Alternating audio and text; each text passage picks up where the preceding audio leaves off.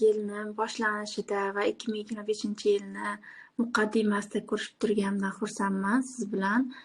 Zulfiya Nur hozirgi kunda insonlarni o'ziga qaytaruvchi, o'zini tanishiga xizmat qiladigan va mana shu tezlashgan zamonda butun fokuslari bilan insonlar har biri o'zini anglashiga bag'ishlangan darslarni, konsultatsiyalarni, treninglarni, onlayn treninglarni va o'zimni avtorskiy treninglarimni, ya'ni o'zimni muallifligim asosidagi treninglarni olib boraman.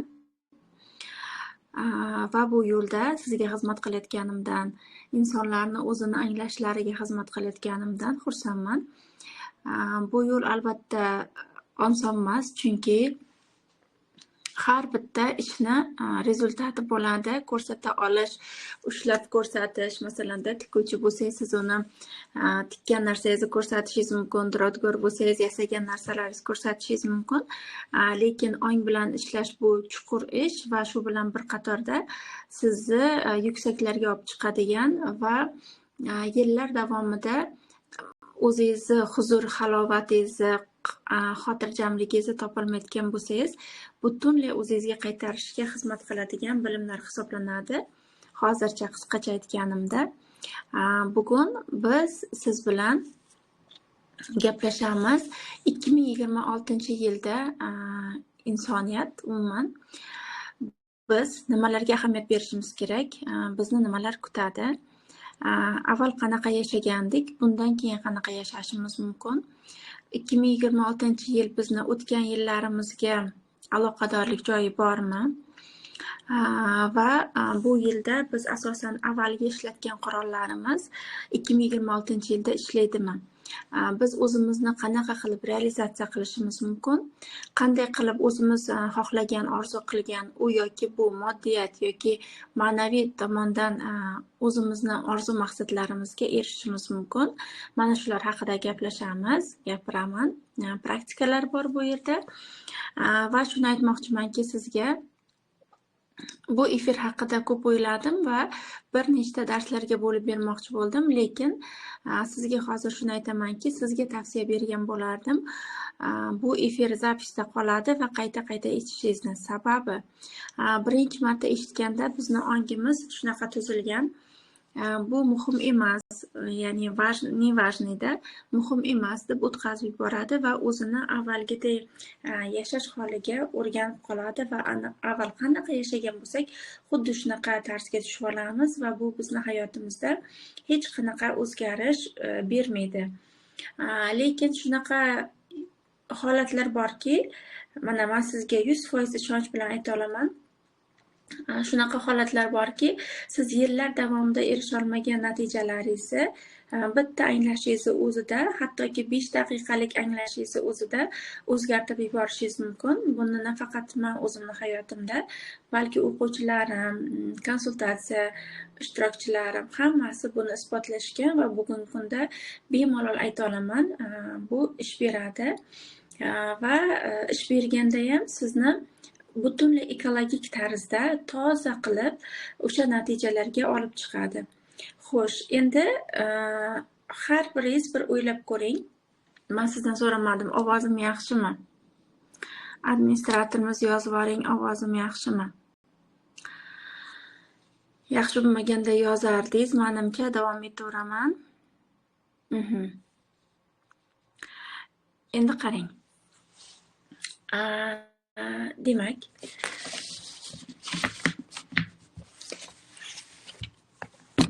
sizga shunaqa bir anglashingiz yaxshiroq bo'lishi uchun shunaqa savol beraman. Kim eslay oladi o'zini 10 yil oldingi holatini? Masalan, 2016-yilda sizni holatingiz qanaqa edi? 2006-yilga o'tishni uncha tavsiya bermayman, chunki yoki esingizda bor yoki yo'q-da. Umuman agar eslolsangiz, bundan 10 yil oldingi holatingizni eslab ko'ring. Qanaqa edi holatingiz? Kimdirni hayotida yo'qotish bo'lgan bo'lishi mumkin. Kimnidir hayotida topish bo'lgan bo'lishi mumkin. U yoki bu soha yoki moddiyat borasida kimdir judayam xaosda bo'lgan bo'lishi mumkin-da. Umuman hozir sizga kerak bo'lgan narsa o'sha holatingizni his qilib olish. Xuddi hozirgidek, hozir yoningizdadek o'sha holatni his qilib oling. Eslashga harakat qiling. Bundan 10 yil oldin sizni holatingiz qanaqa edi? Hozir sizga yengilroq bo'lishi uchun musiqa qo'yaman va balki bu sizni yana ham holatingizga yaxshiroq olib kirishiga yordam beradi. Musiqalar bilasizmi? Har xil turdagi musiqalar bor. Masalan, matrisaga olib kirib ketadigan yoki bor yoki yo'q deydigan, ashulalar noliydigan, bu haqda hali gaplashamiz. Lekin shunday musiqalar borki, sizni energetik jihatdan chastotangizni oshiradi va bu bilan birga siz shovqinli ichingizdagi xaosdan chiqib, butunlay yuragingizga ulana olasiz. Yuragingiz orqali yuqori ongingizga ulana olasizda. Shuning uchun butunlay o'zingizni bo'sh holatga qo'ying.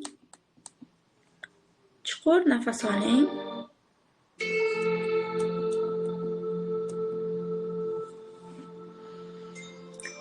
Hech kim sizga xalaqit bermasin. Bilasiz, bizga u yoki bu insonlarning xalaqit berishini faqat bizni o'zimiz belgilaymiz. Bizni holatimiz belgilaydi.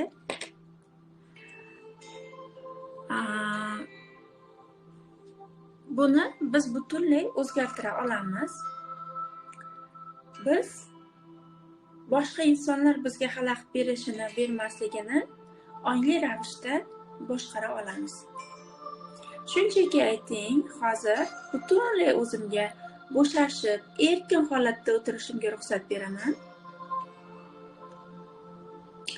Tanam, nafas olishim, ongim butunlay bo'shliqda va o'zimga 10 yil oldingi holatimni eslashimga, o'sha holatimni his qilishga butunlay ruxsat beraman. Shunchaki o'sha holatni eslash, bunda hech qanaqa ma'no izlamang. Hatto davomini ham o'ylamang. Hozir va shu onda aynan o'sha holatga o'ting. 10 yil oldingi holatingiz qanaqa edi? Aynan 2016-yilda nimalarni his qilgandingiz?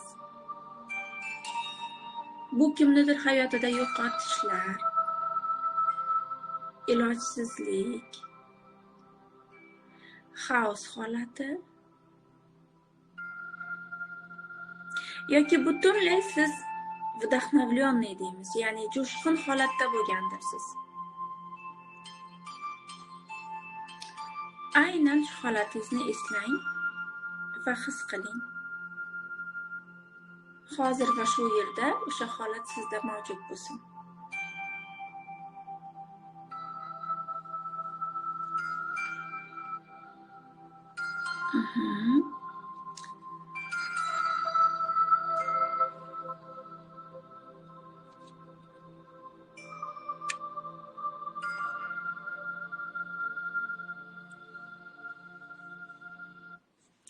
Yakunlaymiz. Agar holatingizni esla olgan bo'lsangiz, qayta olgan bo'lsangiz o'sha holatingizga, sizga shuni aytmoqchimanki, sikl, ya'ni sikl degani nima? Bu mana bunday holat, ya'ni bir holatga qayta kelish, to'g'rimi?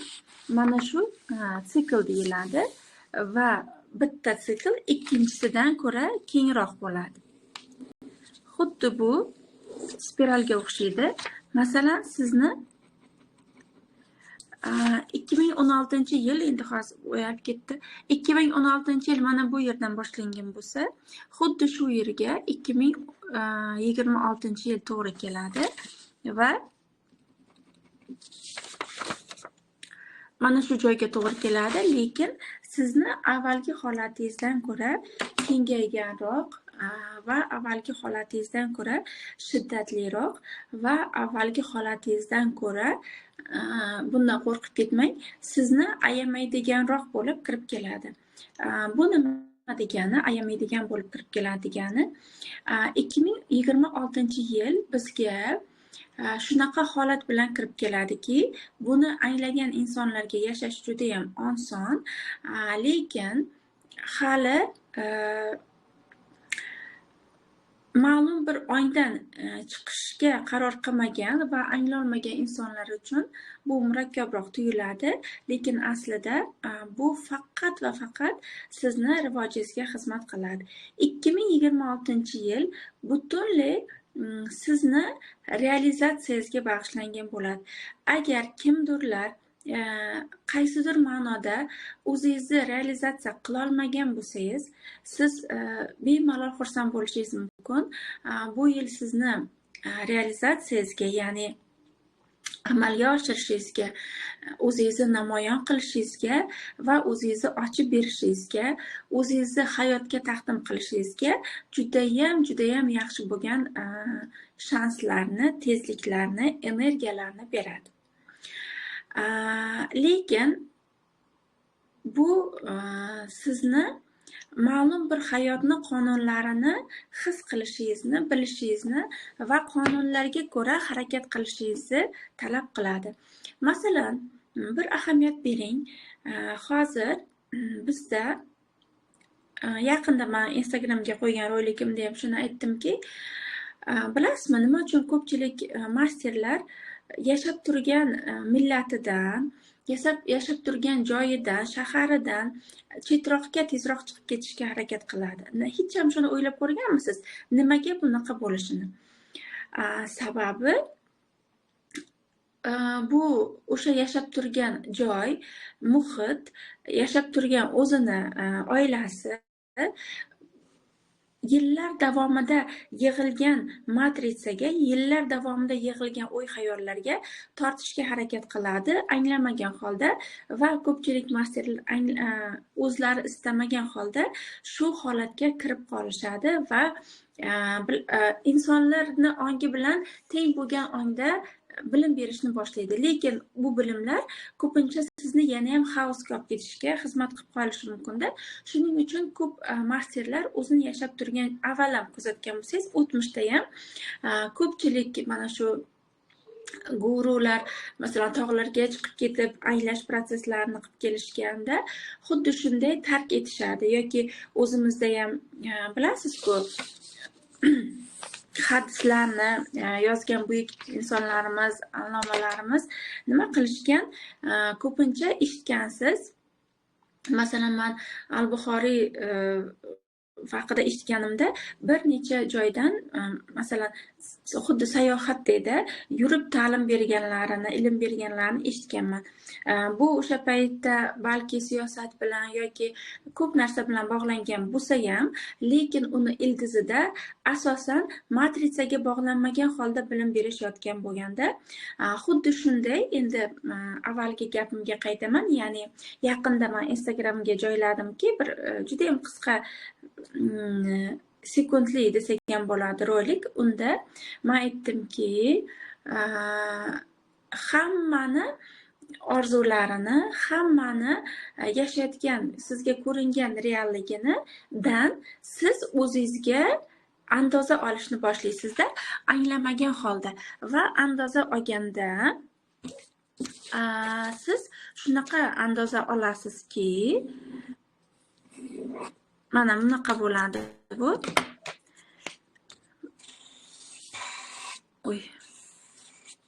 Shunaqa andoza olasizki,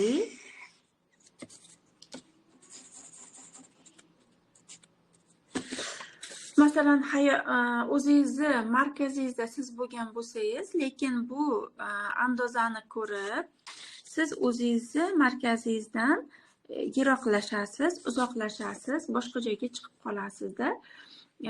Masalan, buni juda ham keng qarashingizni tavsiya berardimda. Masalan, sizga aytishadiki, deyishadiki, bir yilda shunaqa ko'rgansiz roliklarni. Bundan 3 yil oldin, 5 yil oldin men mana bunaqa holatda edim. Lekin hayotimda shunaqa qiyin vaziyat bo'ldi va men masalan och qoldim, suvsiz qoldim, nimadirlar va undan keyin hayotim birdaniga o'zgarib ketdi. Yoki bu erkaklar, ayollar auditoriyasida ham hammada bor. Yoki kimdir aytadi sizga, men ideal turmush o'rtoq bo'lishni o'rganganimdan keyin oilaviy munosabatlarimiz judayam garmoniyaga kelishni boshladi va men judayam baxtliman deydi. Bu ikkinchi matriza sizga diktovka qiladigan. Kimdir aytadiki, men 1 yil oldin uysiz, mashinasiz edim va 1 yildan keyin shunaqa natijalarga erishdim va bu meni tinimsiz mehnatlarim natijasida bo'ldi deydi. Yana kimdir aytadi, men deydi, sog'lom tanaga ega emas edim. Men yillar davomida ma'lum bir kasallik bilan kasallanib kelganman, lekin o'zimni ustimda tinmay ishlashim natijasida men mana shu natijalarga erishdim deydi. Va shu paytda aksariyat, agar siz bola pozitsiyasida bo'lsangiz, sizda ich-ichingizdan o'zingizdan qoniqmaslik, ich-ichingizdan hayotga bo'lgan norozilikni tarqatib yuborish va ich-ichingizdan hatto Xudoga bo'lgan pretenziyani uyg'otib yuborish paydo bo'ladi. His qilganmisiz shunaqa narsani? Yoki birdaniga ko'rib ilhomlanib ketib, ishga tushib ketganmisiz? Давайте shu joyini bitta yozib yuboring. Voy, xuddi shunaqa gap bilan chiqishadi Instagramda. Bunaqa paytda sizda nima paydo bo'ladi? Aynan siz o'zingizni bitta hujayra deb oladigan bo'lsangiz, o'sha hujayrangizdagi ichidagi yadro titroqqa keladi. Agar sizni pozitsiyangiz bola pozitsiyasida bo'lsa, aksariyat holatda biz masalan 90% bola pozitsiyasida yashaymiz, 10% ota-ona pozitsiyasida yashaymiz va judayam 10% desam anaqa yo'q, endi 8%, lekin judayam kamdan kam foizda siz yetuk inson pozitsiyasida yashaysiz. Bola pozitsiyasi va ota-ona roliga o'tish pozitsiyasi ham bu sizga butunlay qurbonlik pozitsiyasini beradi. Ya'ni qurbonlik pozitsiyasi shundaki, men qila olardim agar mana shu bo'lmaganida. Bu xuddi siz ota-ona pozitsiyasidasiz.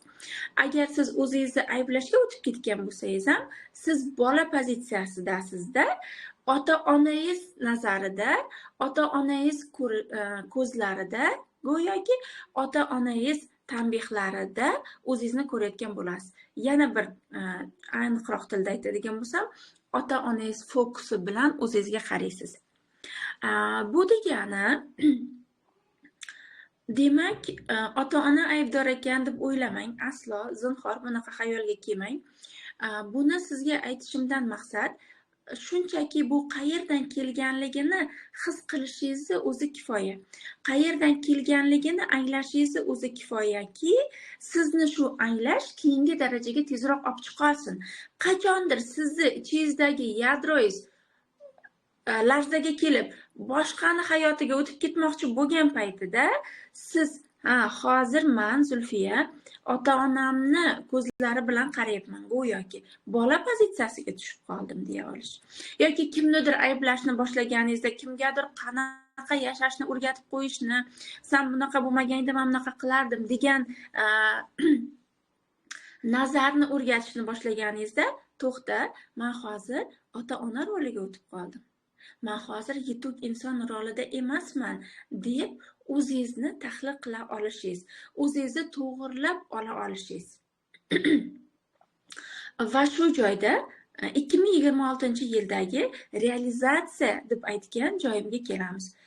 Realizatsiya, o'rtoqlar, bu hech qanaqasiga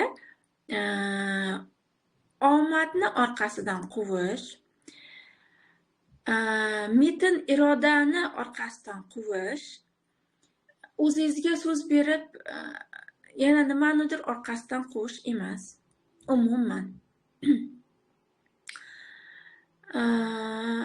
Bu realizatsiya 2026-yil, ya'ni bilasiz, har bir yilda endi umuman yer o'zini pozitsiyasini o'zgartirayotganligini bilasiz, to'g'rimi? Har yili yerni vibratsiyasi ko'tarilishi sari sizni o'y-xayollaringiz, sizni ongingiz unga mos ravishda harakatlanishi kerakki, siz yer bilan hamohanglikda rivojlana oling. Ya'ni realizatsiya bu sizni bo'ldi, mana shu maqsadni qo'ydim, endi shunga erishaman, bugungi hayotim mani umuman mamnaqa ekan, mana buni hayotiga o'xshab ketishim kerak ekan, bu nima degan gap deyish emas. Yozib oling. Realizatsiya bu sizga hozir va shu yerda hayotingizni markazida turib, siz qaysi darajada bo'lishingizdan qat'iy nazar uni 100% tan olib, uni 100% yetuk inson pozitsiyasida qabul qila olib, o'zingizni hayotingizni markazida turgan holda o'zingizdan hayot oqimini olib o'ta olish. Buni yana ham chuqurroq anglashingiz uchun keling bitta praktika bajaramiz. Yoningizda qog'ozlar bo'lsa, mana shunaqa 4 ta qog'oz olib oling. Daftar varog'i ham bo'ladi. Sizga qaysi biri qulay bo'lsa, 4 ta varaq oling. Hozir buni yana ham sizga aniqroq qilib his qilishingiz uchun.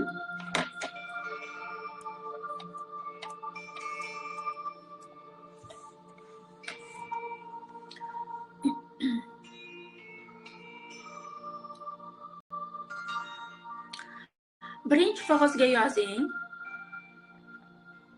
Men. Eng birinchi qog'ozga yozing men.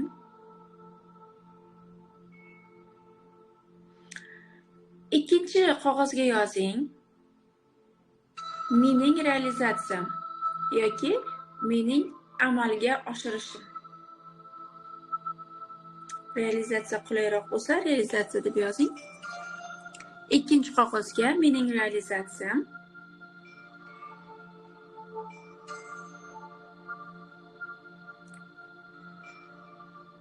Uchinchi qog'ozga yozing. Hayot.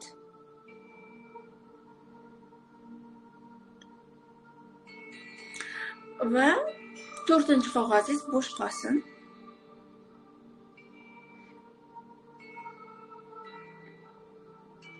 Endi chuqur nafas oling. Chiqaring.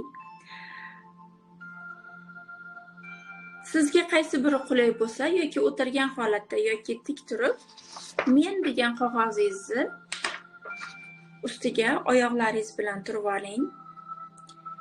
Agar sizda turish imkoniyati bo'lmasa, qo'llaringizni, kaftingizni qo'ysangiz ham bo'ladi qog'oz ustiga.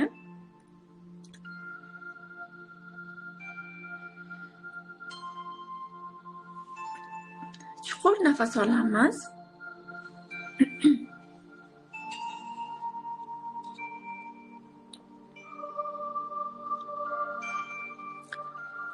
Chiqaring. Yana chuqur nafas. Butunlay o'zingizni har bitta hujayrangizni bo'shashganligini his qiling. Bu sizni ongingizni u yoki bu o'y-xayollardan tozalashga, doimo siquvda turishidan chiqishiga olib keladi. Ya'ni напряжение holatidan ketib, расслабление holatiga o'tasiz, butunlay bo'shashish, yumshash, muallaqlik holati.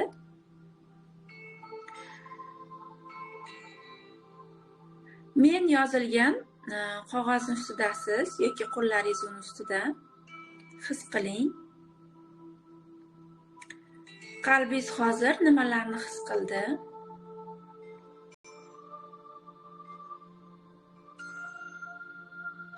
Energetik jihatdan siz qanaqa holatdasiz? Kengayib ketgan yoki juda ham bosim ostida? Yoki sizda bolachalik energiyasi barq urmoqda? Yoki ishonchsizlik? Yoki juda ham energiyasi kuchli? His qiling uni. Endi mening realizatsiyam qog'ozini o'zingiz his qilganchalik atrofingizga joylashtiring. Xoh u o'ng tomoningizda, xoh u qarshingizda, xoh u orqa tomoningizda, xoh u yon tomoningizda. His qilganingiz qadar joylashtiring.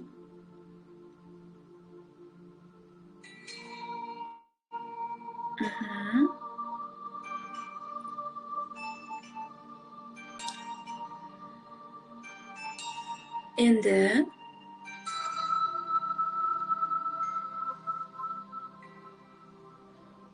chuqur nafas oling, chiqaring. Agar sizni hozirgi mening realizatsiyam nomli qog'ozingiz sizni qaysi tarafingizda turganligiga qarab, sizni holatingiz, o'zingizni realizatsiya qilishdagi to'siqlaringiz aniqlash mumkin. Siz men nuqtasidan mening realizatsiyam nuqtasiga qarang va his qiling.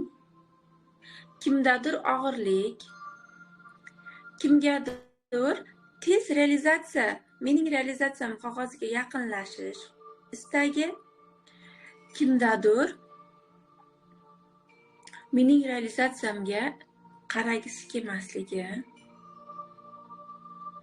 Holatingizni his qiling. Bu his qilishdan cho'chimang, qo'rqmang. Bu sizni yana ham tuyg'ularingizni oydinlashtirib, oldinga ketishingizga xizmat qiladigan juda ham yaxshi qurol.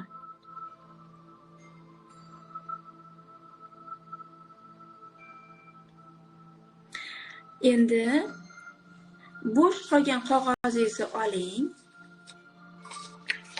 Hech narsa yozmagan qog'ozingizni oling va u qog'ozga yozishni boshlang. Siz bilan sizni realizatsiyangiz orasida qanday his-tuyg'ular mavjud ekan yoki qanday narsalarni ko'ra oldingiz. Masalan, kimdir juda ham qalin devor ko'rishi mumkin. Kimdir realizatsiyadan uzoqligini ko'rishi mumkin.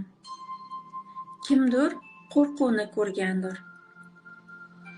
Qaysi to'siqlar bo'lsa, o'shalarni yozishni boshlang.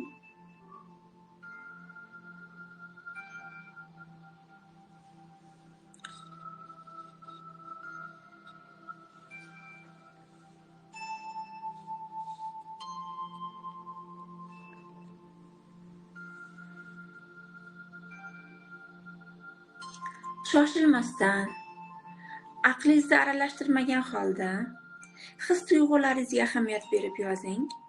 Esingizda bo'lsin, bizni aksariyat holatimizni his-tuyg'ularimiz boshqaradi. Shuning uchun his-tuyg'ularni yashirmaslik, ularga yo'l berish, qo'yib berish bu juda ham muhim.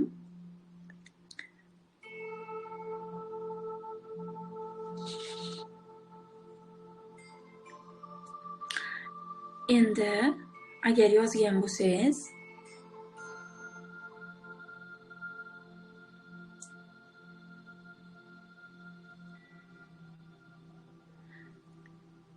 endi hayot deb yozgan qog'ozingizni oling.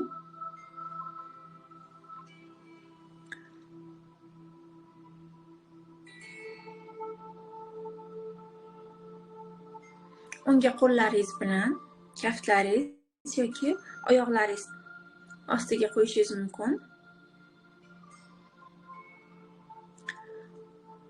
Hayotni his qiling. Shunaqa his qilingki, siz hayot oqimidamisiz?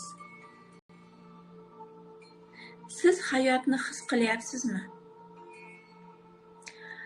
Siz hayotni davomchisi ekanligingizni, siz hayotni davom etishidagi bir ko'prik ekanligingizni va hayotda ma'lum bir vazifalar bajarayotganligingizni his qilyapsizmi?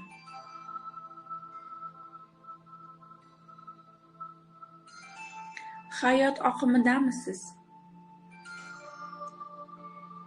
Yoki siz boshqa tarafda, hayot xuddi boshqa tarafga qarab oqayotgandekmi? Buni nimada ko'rishimiz mumkin? Agar sizni hayotda juda ham ko'p pretenziyalaringiz bo'lsa. Pretenziya, e'tirozlaringiz bo'lsa, qabul qilmasliklaringiz bo'lsa,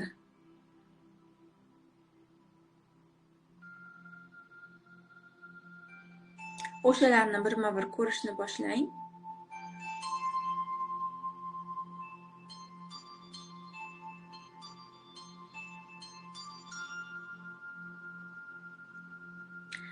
Endi hozir men gapiraman, siz qaytaring.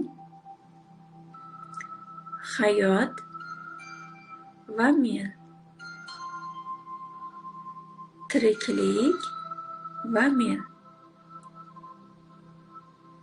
Yashash va men.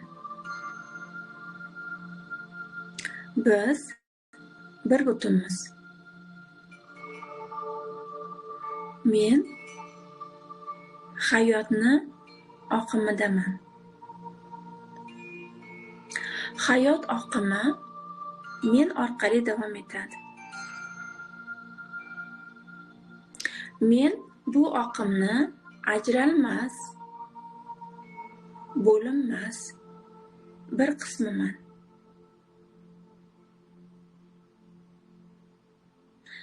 Men hayotni menga berilayotgan barcha tajribalari, yashamlari, his-tuyg'ulari, og'irlik va yengilliklari, sog'lomlik, sog'lomsizliklari barchasini o'zim orqali o'tkazishni, ya'ni o'tkazib yuborishni, agar u menga berilgan bo'lsa, o'zim orqali o'tkazish oqimidaman. Men bilan hayot bir sinxronlikda.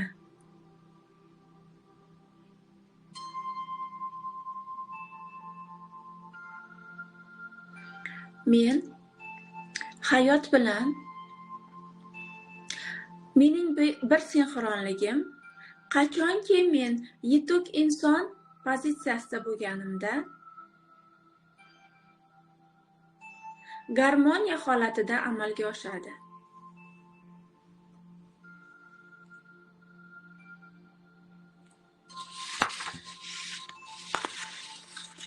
Meni hayotim markazida faqat o'zimman. Demak, tirikligim markazida, mavjudligim markazida o'zimman.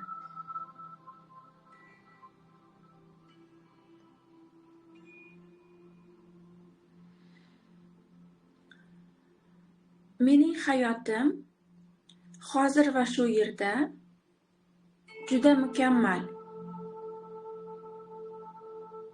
Bu mukammallik hech kim bilan solishtirib bo'lmaydigan, hech kimni holati, tajribasi, yashashi bilan solishtirib bo'lmaydigan holat. Hatto menga matritsa ijtimoiy, ya'ni sotsialniy, ijtimoiy,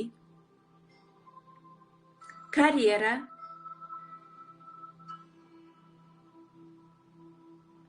ota-ona, atrofdagi butun menga diktovkalar, ya'ni diktovkani o'zingiz tarjima qilib olasiz. Butun aytilayotgan so'zlar, ya'ni uqtirilayotgan gaplar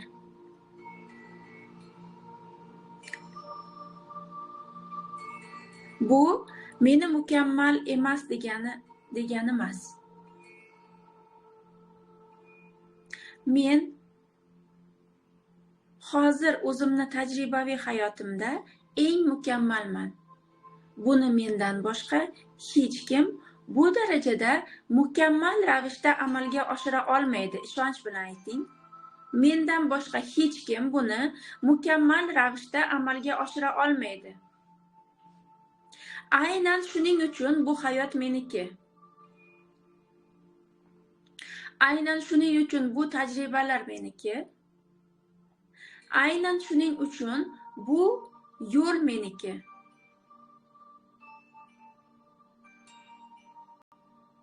Men butunlay yetuk inson pozitsiyasida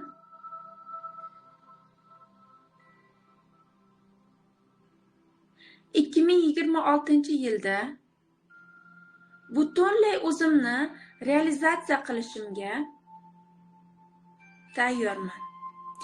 O'zimni realizatsiya qilish bu ertaga nimanidir kutish, qaysidir orzuyimga erishsam o'zimni tan olish, qaysidir mavqega erishsam, qaysidir karyerada omadga erishsam, qaysidir mavqega erishsam, keyingina o'zimni realizatsiya bo'lgan holatimni tan olish emas.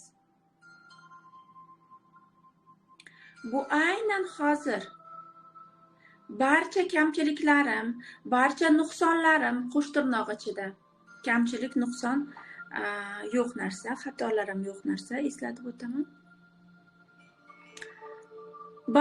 Barchasi bilan aynan hozir mukammalman. Men o'zimni hayotimdan butunlay qoniqish hissimni ichimdan uyg'otaman. His qiling, sizni bosh miyangizda uzun stol yuragingiz bilan birlashsin va yuragingizdan butunlay atrofga nur chiqarishni boshlasin. Ya'ni bu stol miyangizdan sizga informatsiya kelayotganligini va bu informatsiyalarni butunlay yuragingizga mustahkamlayotganligingizni, har bitta hujayrangizga buni yetkazib berayotganligingizni aks ettiradi. Bu nur butunlay atrofingizni yoritsin va barcha diktovkalarni, ya'ni sizga uqtirilayotgan gaplarni hammasini bartaraf qilsin, ya'ni eritsin. Siz o'zingizni hozir juda ham mukammal ekanligingizni his qiling. Ertani kutmaymiz. Yozib qo'ygan orzularingizga erishsangizgina o'zingizga inson, o'zingizga haqiqiy men degan mavqelarni berish ahdidan, shahdidan voz keching. Siz tushuning, his qiling. Hozir siz naqadar mukammal ekanligingizni his qilganingizdagina hayot siz orqali oqishni boshlaydi. Hayot oqimi siz orqali davom etishni boshlaydi. Va aynan hozirgi nuqtangizdan boshlab o'zingizni realizatsiya qila olasiz. Realizatsiya bu hozirgi holatingizdan gullab yashnash. Qachon gullaganingizda o'shandagina realizatsiya deb nomlash emas. Buni adashtirmang.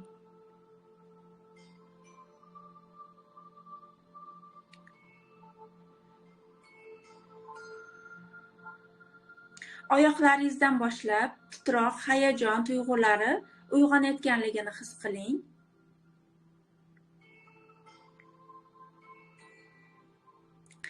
Endi hali ham hayot qog'ozni ustida turibmiz yoki qo'llarimiz o'sha joyda. Endi Butun tanamizga ahamiyat bering. Tanangizni qaysi joyida realizatsiya turibdi?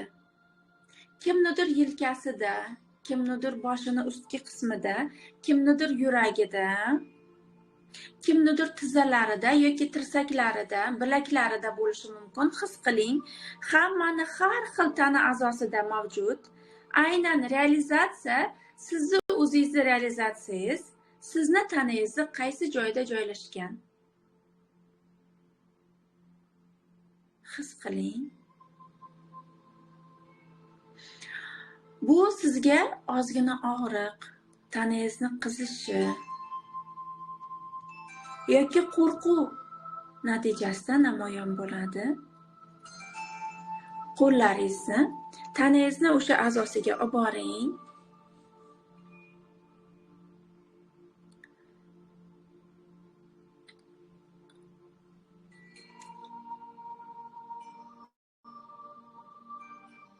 Ko'pincha bu yerda strah, ya'ni qo'rquv, ikkilanish turgan bo'ladi. Qo'llarimizni olib boramiz. Qo'lingizni iliqligini tanangiz his qilsin. Aynan o'sha realizatsiya turibdi, meni o'zimni namoyon qilishim turibdi deb o'ylagan tanangiz a'zosida qo'lingiz, ikkinchi qo'lingiz. Demak, murojaat qilamiz. Bu qo'rquv, bu ikkilanish, bu og'irlik, bu o'ta kuchli javobgarlik nima bo'lishidan qat'iy nazar yuzlanamiz va murojaat qilamiz. Ketimdan qaytaring.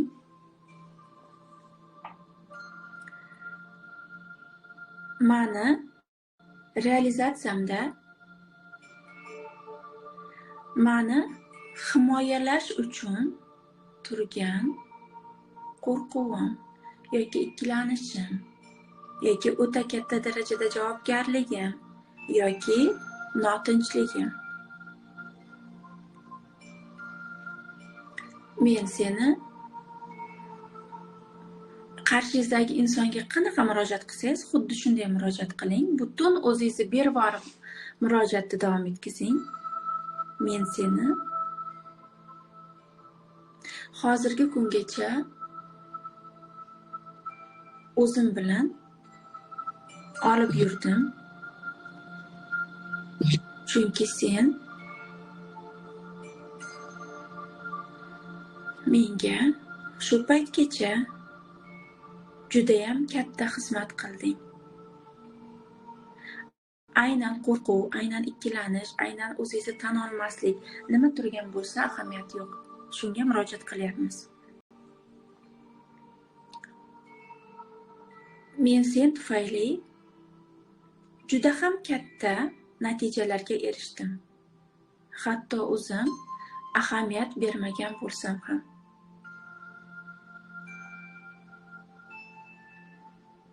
Meni hayotimda, meni muvaffaqiyatlarimda sening xizmating judayam buyuk. Chunki sen shu joygacha meni himoyalash uchungina mavjud eding.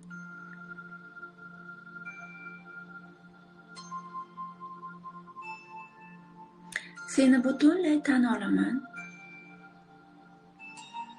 va chuqur tashakkurligimni bildiraman. Endi menga o'zimni realizatsiya qilishim uchun hech qanday himoyalar shart emas. Chunki men hozir yetuk inson pozitsiyasidaman. Hayot oqimidaman, markazidaman.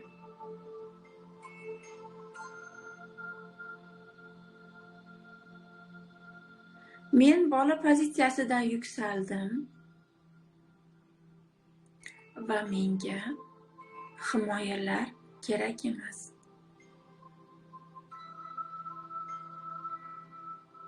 Men barcha o'zimni O'zim nom berib qo'ygan kamchiliklarim-u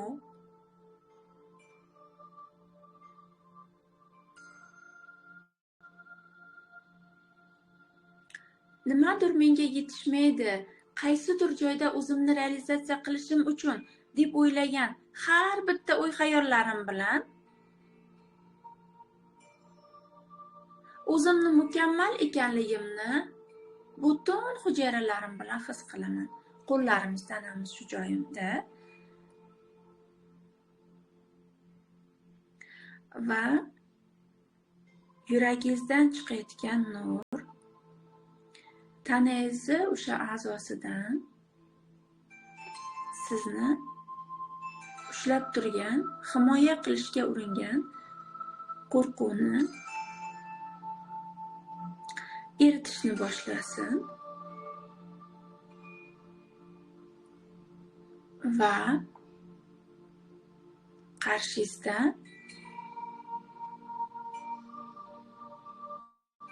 ro'parangizda ikkita eshik,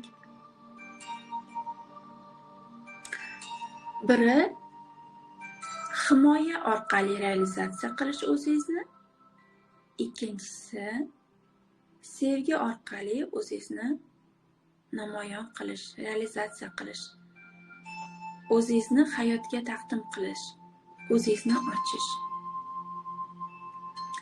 Qaysi biriga qaraganda yengillik his qilyapsiz? Tuyg'ularingizga ahamiyat bering.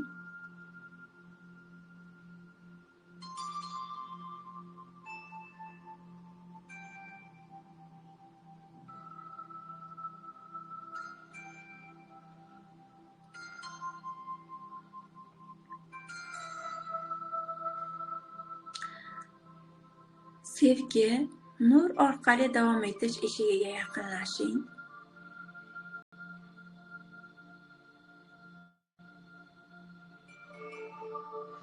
Tobora yengillikni his qiling.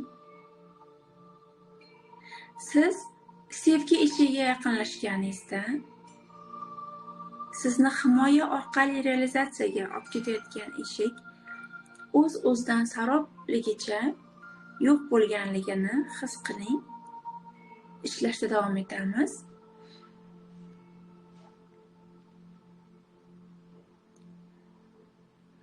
Yuragingiz butunlay ochilgan holda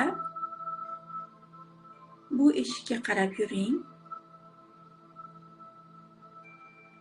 va har bitta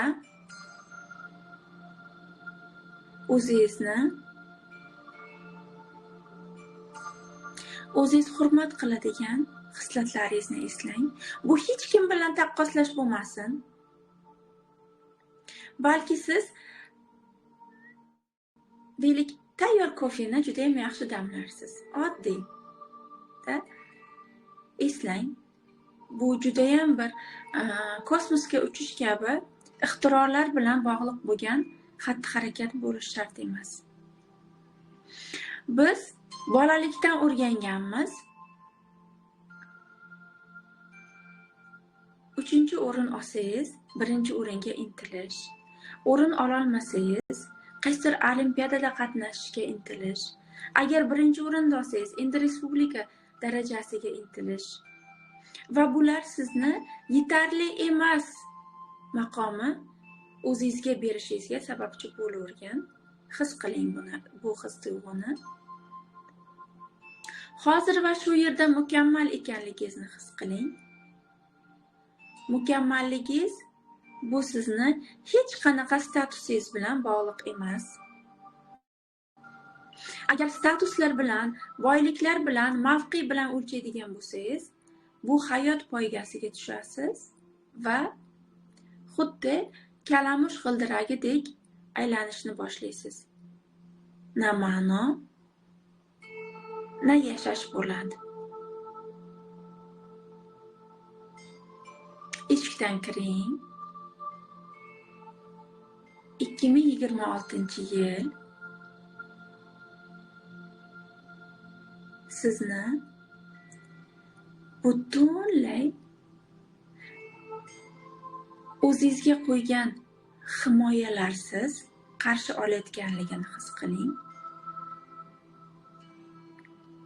himoyalarsiz siz yanayam mukammal ekanligingizni his qiling.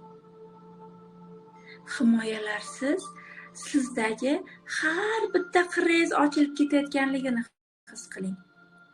Hatto bu qirralarni siz avval ahamiyat bermagansiz. Endi hammasi mumkin. Yuragingizda yoqimli, hayajonli yurak urishi paydo bo'lganligini his qiling. Bu sizsiz. Bu aynan siz. Bu aynan sizni hozirgi holatingiz va 26-yilda butunlay realizatsiyasini amalga oshirayotgan har bir ishtirokchimiz bu hayot oqimida turib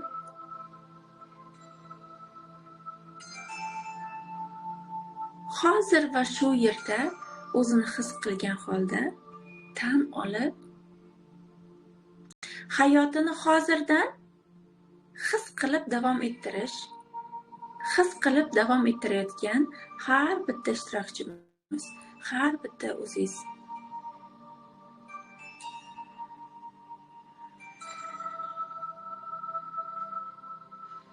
Chuqur nafas oling, chiqaring. Men hayotni har bir daqiqasida u bilan garmoniyadaman, u bilan hamohangman. Men har bitta soniyada o'zimni ochaman. Har bitta soniyada o'zimni realizatsiya qilyapman va realizatsiya qilaman. Sekin praktikani yakunlashingiz mumkin.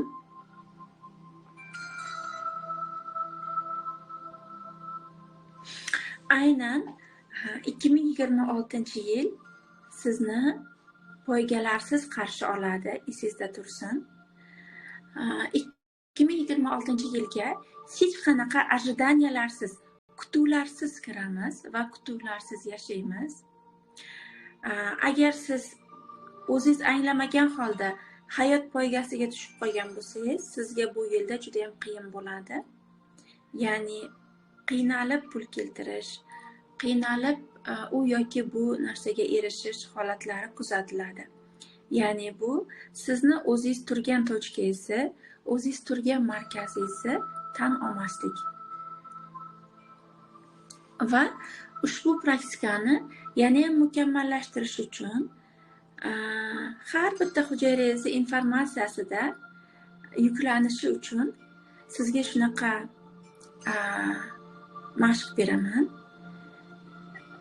Nima uchun o'zingizni hayotingizdan masalan davolnisiz? Qaysi holatlarda hayotingizni darajasidan mamnunsiz? 3000 ta sabab topib yozing. Agar kimdir 3000 ta yoza olsa, haqiqatdan ham bu sizni juda ko'p qirralaringizni ochib yuboradi.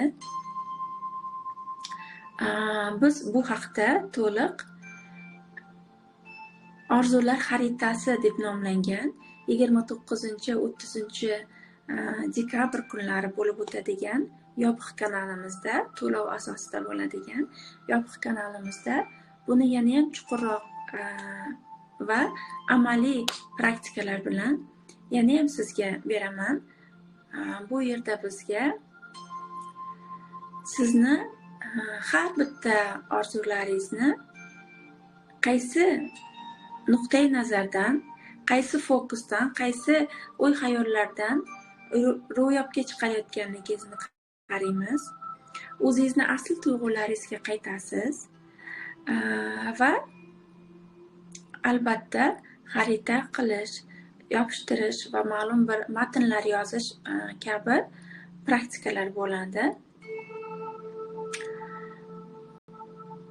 Har bir o'zini yana qayta tanimoqchi bo'lgan, o'zini qayta kashf qilmoqchi bo'lgan va 2026-yilga ma'lum bir deylik bunaqa truba bor deb o'ylasak, hech qanaqa to'siqlarsiz o'tishni va hayot oqimida mazza qilib o'zini realizatsiyasini, o'zini dunyosini, o'zini hayotini kashf qilmoqchi bo'lgan insonlarni ushbu bizni 2 kunlik master klassimizda kutib qolaman. Menejerga yozishingiz mumkin, savollaringizga javob beramiz. Barchangizni taklif qilib qolaman. Bunda biz yana ham yakkama-yakka ishlashdik. Yana ham ochilamiz. Masalan, men bu amaliyotni har doim qilaman. Va har doim oxirgi paytlarda faqat yangi yilda qiladigan bo'lganman, lekin avvallari har oyda bajarardim. Lekin oxirgi paytlarda buni moddiyat tarzida bajarmasam ham tez amalga oshadigan bo'lgan. Menimcha bu sizni hayotingizda ham bor. Faqat uni siz ko'pincha ahamiyat bermasdan o'tkazgan bo'lishingiz mumkin. Chunki uni siz katta ushalishlarda o'zingiz ta'riflab qo'ygandirsizda, mana shu bo'lsagina bu amalga oshdi deb. Yo'q. Siz kichkina mo'jizalarni hayotingizga kiritishingiz bilan ular juda ham kattalashadi, ular ko'payadi, ular kengayadi. Xuddi insonlar bir-biriga qo'l berganda energetik jihatdan yana ham kuchlilashgandek, sizni har bitta tuyg'ungiz ikkinchisini chaqirar. Masalan, siz hozir deylik shunaqa holatdadirsiz. Balki uyingiz yo'qdir, balki ijarada turarsiz, balki o'zingiz xohlagan sog'lom tanaga ega emasdirsiz, yoki siz xohlagan summa sizni yoningizda emasdir-da, hamyoningizda, yoki siz xohlagan hayot, turmush o'rtoq, sayohatlar yo'qdir. Lekin shuni aytmoqchimanki, men buni bilasizmi, hozir sizga mana shu darsni berishdan oldin o'zim ham 2016-yilga nazar solganimda, undan keyin 2016-yildan oldingi holatga qaraganimda, menga bir yaqin insonim shunaqa degandilar-da, u paytda men mashinasiz, lekin juda ham nimagadir jo'shqin bo'lib yurganimda o'sha opamiz shunaqa degandilar-da, qani endi men ham sizdek shu narsani his qila olsam deganda, o'sha payt men tushunmagandim nima deyotganlarini. Hozir go'yoki moziyga qaytib, o'tmishga qaytib shuni his qildimki, va shundan sizga bitta narsa aytmoqchiman.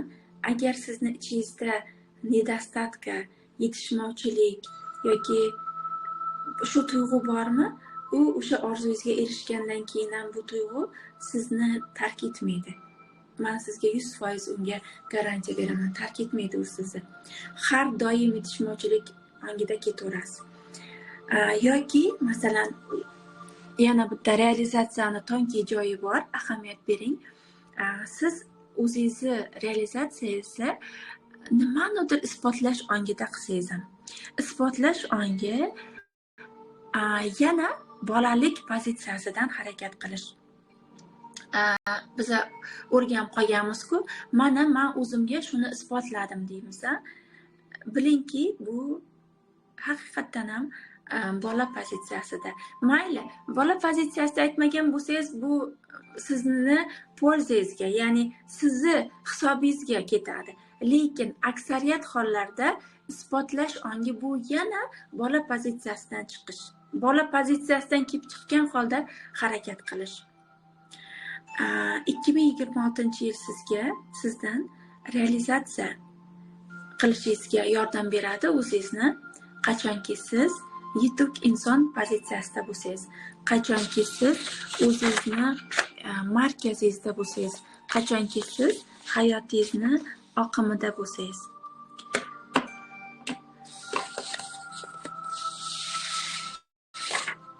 Siz o'zingizga yozgan, realizatsiyangiz uchun yozgan har bitta qarshiliklaringizni, to'siqlaringizni bundan oldingi aytgan praktika bilan bir necha marta bajaring. Bu sizga juda ham katta anglashlar olib keladi. Kuchli praktika berdim va video darslikdan keyin darslikka biz buni YouTube kanalimizga joylaymiz. Albatta o'zingizni his-tuyg'ularingiz bilan bo'lishing, o'zingizni energiyangiz bilan bo'lishing, o'zingizni realizatsiyalaringizni, holatlaringiz bilan bo'lishing. Har biringizni yaxshi ko'raman. Agar bugungi darsimiz, ochiq dostupdagi darsimiz sizni anglashingizga, sizni qalbingizga qaytishingizga, o'zingizni ishga olishingizga va mukammal ekanligingizni anglashga bitta qadam qo'yishga yoki yarimta qadam qo'yishga xizmat qilgan bo'lsa, bundan judayam xursandman. Har biringizni cheksiz sevgim bilan xayrlashaman. Yaxshi dam oling. Bir necha marta praktikani takrorlang. Xayr.